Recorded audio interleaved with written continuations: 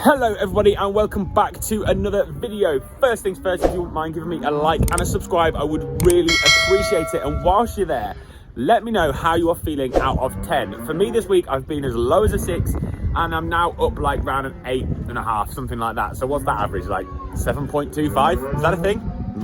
It's the thing now. Okay, so I'm 7.25. Lows of the week are probably 2. My knee is still playing me up, which has been really annoying. I couldn't get out on the bike and I went for a run and it was still annoying me. The other one being that we went for a bit of grass at a summer grass keep auction. If you don't know what that means, this is like an auction for renting grass over the summer, just for a summer period. Because we've gone down with TB, we could really have done with a bit of extra ground, somewhere we could put some cows, or we could just mow it if we had to, just create a bit more silage, because we can't sell any stock out because we're restricted.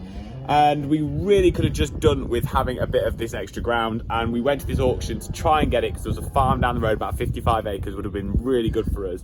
But I found out whilst I was there that farmers are nuts and they will pay stupid money for grass keep. I don't know what these farmers are farming, but they're definitely not farming sucker cows because I couldn't afford to pay that money for it. And yeah, that's we didn't get it, so that's been a bit of a low. Highs of the week are that we finally got a bit of fertilizer onto some of our wheat crops, which is really good because we desperately needed to get it on. And we also got our fertilizer delivered, which was also very nice because I've heard a few horror stories about people struggling to get it delivered onto farm. So you're going to see most of that in this video. So go get yourself a cup of tea, sit back, relax, put your feet up, and I hope you enjoy the video.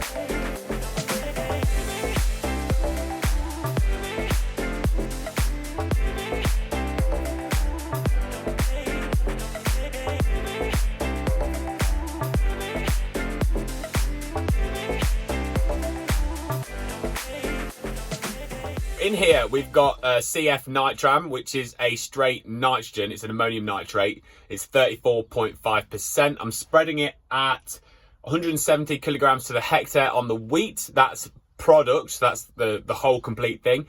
Obviously, because it's 34.5% nitrogen, that means plant food, we're actually only spreading 58.6 kilograms to the hectare, sorry. And we've got to get this done now because I've just had a phone call. We're going to have the rest of our fertilizer turn up in about an hour because this here is something we've got left over from last year. In the back here, I've got 3 bags in, so I've just got just over 1,800 kilos. Current fertiliser prices, that's around about £2,000 worth of fertiliser in there, which is crazy. Luckily, obviously this we bought relatively cheap compared to this year, last year, and then what we bought that's coming later is very cheap compared to what it is currently, even though we've paid 3 times the amount for what's turning up today as what we paid for what's in the back of here. It's gone absolutely wild. If you've never seen a fertiliser spreader before and you don't know how it's all set up, this one's about 10 years old now, something like that. So it's not the most modern, but it's pretty well up there. It's got weigh cells on it, so as it spreads the fertiliser, it sort of constantly weighs itself and recalibrates, because the weight of the fertiliser and that it can make a difference to how fast it flows, and the weather can make a difference to how fast it flows and whatever else. So it'll calibrate itself. It has what's called a cal factor on it, and it automatically calibrates itself. I think it's every 25 kilos that goes out.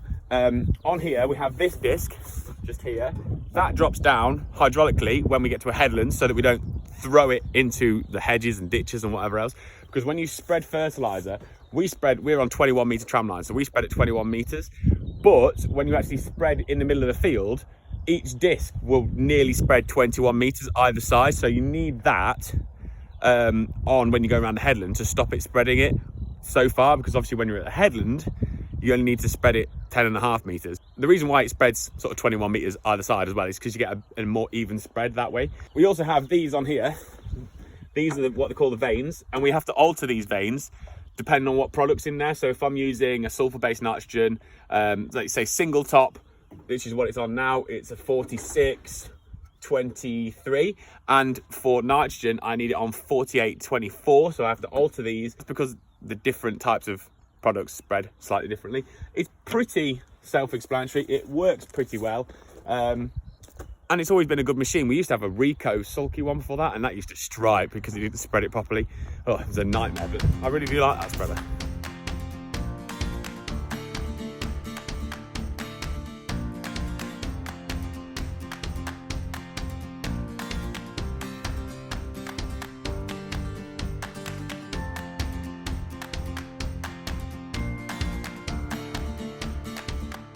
Here it is, fertiliser fans. It has finally turned up, which is nice because there was a time when I didn't know if we'd actually get it or not. We've had to go for this Origin stuff. We normally have the CF, which is what's in the blue bags back there, but we couldn't get a hold of CF. We had to have the Origin. This is exactly the same though. This is still 34.5% nitrogen, whatever else. Should now have enough to see us through what we need to do all of our arable crops, what we'll need to do our grass, and what we need to do, everything else that we're doing. So I'm kind of hopeful that this will do it for now. But God knows what's going to happen with fertiliser prices. I've heard quotes of £1,200 a tonne, which is ridiculous, but it is what it is. I mean, you can't farm without it, unfortunately. We keep trying to reduce it here. We keep trying to use more manures, and I'm trying to compost manures and do all that kind of stuff, and reduce fertilisers and try and get healthier soils to compensate for it. But you can't go cold turkey overnight. It's going to be a long process. Where we go from here, I don't know. Food prices are going to have to go through the roof because all of these things need paying for. Diesel's gone up, this has gone up, wearing parts are going up, everything is going up. And if the food prices stay where they are, well, there won't be any farmers and then there won't be any food. So I don't know if the general public have realised yet quite how important stuff like this is to the food that goes on their shelves. Especially with the war in Ukraine. I mean, Ukraine exports 95% of their wheat, I think. A lot of that goes to Africa, so those guys aren't going to have any wheat. I mean, it's crazy what the world's going to. Russia, not that anyone's going to buy anything from Russia, but they've put a ban on exports so that they don't get starved out, essentially. So nothing's going to leave Russia, and they're one of the biggest producers and exporters of wheat in the world. It's going to go mad. It's going to absolutely go mad. I don't know where it's going to end. I really don't. But for now, we just keep plugging on.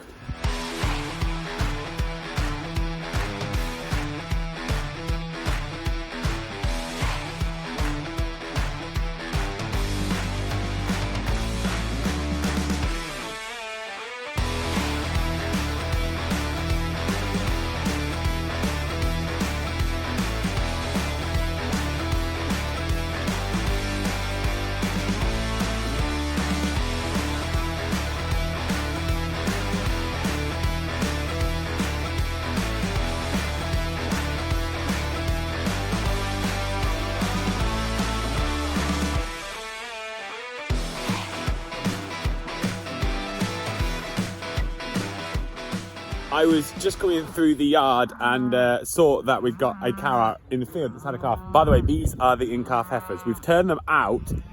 Bit of a long story, I'll explain in another video. But we've turned these in-calf heifers out and one's had a calf. Look at this, 1918, I think. Little bull calf. Lovely, look at that, carved on its own. What a beauty. Can't be bad. One more bit of really sad news actually this week. If you buy your minerals from Rumenco at Burton-on-Trent, you may or may not have seen, you've seen it if you are in the Midlands because it's on the Midlands news. But yesterday, on Thursday, Rumenco burnt down. The whole factory is gone. It's not just a little bit, it's like the whole thing.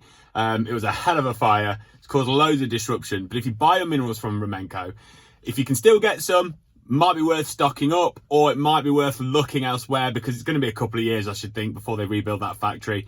It is a right mess. With that being said, thank you very much for watching. If you really enjoyed the video, give me a like and a subscribe. I really do appreciate it. It means a lot to me. And leave me a comment. Let me know how you're doing out of 10, or let me know anything you want to say about the video. I try to reply to everybody as fast as possible. I was a little bit slow last week, but I did get around to everybody. So thank you for all of you who do comment. I really enjoy the conversations that we have. It looks to me like we're going to have a little bit more of this wintry weather over the weekend. So get your feet up the chimney.